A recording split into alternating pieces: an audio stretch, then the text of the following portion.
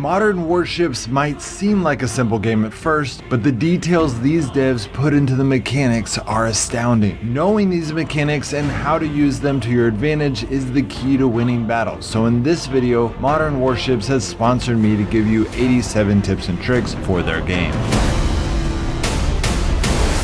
First, let's talk about the three main types of ships. Destroyers, cruisers, and battleships would all be what I would classify as a gunship, which basically you put as many guns as you can on one boat and go into battle. These ships are really good against aircraft and can do a lot of damage if everything lines up right. The second type of ship is an aircraft carrier, which has lots of planes, helicopters, drones, and bombers. Those planes have their own weapons, allowing the aircraft carrier to attack other ships at a much further range than any of the other types of ships. They also have quite a few guns equipped on them as well. And then the third category of ship is the submarine. Most submarines can do a ton of damage and they can submerge when they get into trouble, which makes them kind of hard to kill. So those are the three types of ships, but Modern Warships does not really stick to those three categories. They have all kinds of different types of ships with different combinations of the strengths and weaknesses of those original three categories. This allows you to find the ship that perfectly fits with your playstyle. So in order to know which ship is going to be best for you, let's talk about the 11 types of weapons in the game. The first type of weapon are missiles, which have the longest range and do the most damage, but they can be easily intercepted. Helicopters can shoot them down, anti-aircraft can shoot them down, the ships can even send up flares to stop missiles. There's a lot of things that can stop missiles, so they do the most damage and have the most range, but if they're shot down, then they will do no damage. In fact, if you're really good, some people can just move the ship at the right time and the missile will end up missing, but that's pretty rare. The second type of weapon are cannons. Cannons don't do as much damage and can't reach as far, but they're more reliable. That being said, cannon fire can still bounce off and not really damage a ship if they position their ship correctly, because everything in the game includes like real life mechanics. So if you're angled in such a way that the cannon fire hits your armor at not a direct shot, it'll just bounce off. One of the nice things about cannons is that they attack a lot faster. So if there's only a little bit of health left on that ship, it's kind of nice to have a cannon, especially at short range, to just kind of finish them off. The stats on autocannons are not as good as cannons, but they are automatic, which is really nice if you're on an aircraft carrier or if you're just managing other aspects of the game to have something kind of shoot on its own without you being there to click the button each time you want to use it. Anti-aircraft guns are really important in this game. You use them to take out airplanes, shoot down missiles, which is a big part of the game. One thing that's confusing about anti-aircraft guns is that there's a lot of different types of anti-aircraft. You've got machine guns, lasers, electromagnetic weaponry, and even anti-aircraft missiles. So there's a ton of different types of anti-aircraft, and each one has their pros and cons. Sometimes you want missiles so you can shoot down jets or bombers before they get to you and bomb you. But if you're going up against a missile boat, you might want machine guns or lasers or electromagnetic weapons to shoot down their missiles. Grenade launchers are a short-range weapon that can cover an entire area. They don't do a ton of damage, but they're really reliable because they'll damage everything in that area. You can even use them to destroy torpedoes, which brings us to the next category of torpedoes, which are essentially missiles that do a lot of damage. You have to do a little bit shorter range because they don't have any tracking, but they do a lot of damage and anti-aircraft can't stop them. So if you're going up against torpedoes, really the only way to dodge them is to either use that grenade launcher or to get out of the way before the torpedo, basically make the torpedo miss you. Helicopters are essentially a weapon. They increase your field of vision, they can attack enemies, but most helicopters are more of a defensive tool, allowing you to shoot down missiles, shoot down airplanes. They're kind of usually best to be around your ship, kind of defending that area for you. Fighters, on the other hand, are meant to go long ranges. It allows you to recon the enemy. It allows you to travel big distances to recon territory, and you can even attack enemies with missiles, but they're probably not the most effective aircraft for damaging ships because they're usually better at recon or intercepting bombers and other aircraft with missiles. Strike fighters, on the other hand, are designed to attack ships. They usually have a bomb of some sort, but they can also attack air. They're kind of a combination aircraft, allowing you to do some anti-air and some attacking ships. And then drones in this game seem to be better than fighters and strike fighters. You can get all kinds of drones. Some have bombs, some have missiles, but they have the highest maneuverability and they have a lot of really powerful weapons. And then when you get to level 25, you can unlock bombers, which do the most amount of damage to ships if you can hit that ship. Obviously, anti-aircraft aircraft is going to be your biggest enemy as a bomber. They can shoot back at other jets with their cannons, but really their whole design is if you can land a bomb on a ship, you're going to do a ton of damage. So those are the 11 types of weapons, and there's 2 different ways to upgrade it. You can buy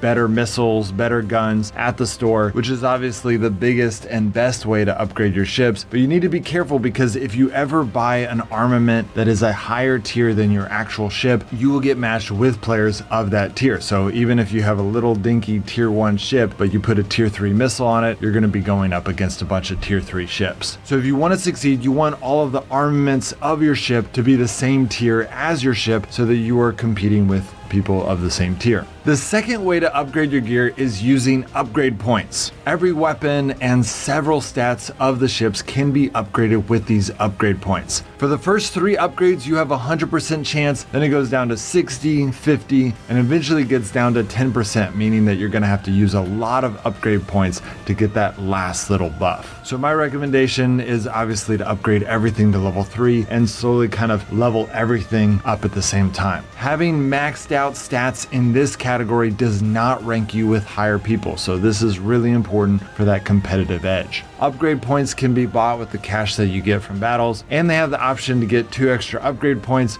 each time you watch an ad. On that note, once you earn 400 gold bars and you're going to be playing a lot that day, you are going to want to get premium because it gives a plus 50% bonus to dollars and gold bars. In addition to the 11 weapons, there are repair kits and missile traps, which either allow you to do a lot of repairing to your ship while you're in the battle or allow you to block missiles when your anti-aircraft can't keep up with the big barrage of missiles. Every ship has different radar ranges, allowing you to see far or short. The bigger your ship is, the less range you have. So that is one advantage of having a smaller ship. You can see the enemy before they see you. And everyone in your team shares sight. So if you have one small ship on your team, then that extra radar range will benefit the entire team. Regardless of radar range, your ship will leave a red dot on the minimap, which normally bigger dots are for bigger ships and smaller dots are for smaller ships. But if you have stealth technology equipped on your ship, you will have a small dot regardless of how big your ship is. So now that we've talked about all the ship types, all the weapons, and all the equipment you can put on a ship, let's talk about building a team. Each ship can fully function on its own. It's got its own weapon systems, it's got its own way of winning battles, but pairing with your team on what ships you're going to use can make you even more effective. For example, one of the biggest factors in working with a team is anti-aircraft is all automated. So if you guys bunch up together, then everyone's anti-aircraft will be working together to shoot down missiles and planes, making it almost impossible for their planes and bombers and missiles to get through to you. Assuming, of course, that you've got a few gunships with a lot of anti-aircraft. If you're a bunch of submarines and none of you have anti-aircraft, then sticking together isn't going to help. The flip side of that is, let's say y'all are all a bunch of missile boats. By launching your missiles at the same ship at the same time, it can overpower their anti-aircraft and just evaporate one of the enemy ships, and then y'all can all submerge. So there's definitely different tactics on how to succeed in the game, but if you work together, you can either have shared defense or shared offense to have a better effect. Also, while lots of ships might have some aircraft on them, only aircraft carriers can heal those ships. So having one aircraft carrier on your team will allow you to go bring your planes over to that aircraft carrier to get fully healed. Alright guys, so that is 82 tips and tricks for this game, but I also have 5 more random ones for you. The first one is that if your team's fleet is really high on aircraft, hiding behind mountains is a great way to get a ton of shots off on the enemy without even allowing them to ever get to you. As you build your team formation, keep in mind that all the terrain is interactive. So if you're next to mountains or if there's really big waves, it's all going to affect how your ship moves, how quickly your ship accelerates in different directions. In fact, if you're around big enough waves, they can even block a missile. Every week, there are 6 different tournaments and all of them give prizes. Some of them give more money than others, but winning any of them will give you the hero status, which unlocks new ships and armaments that only people with this status can own.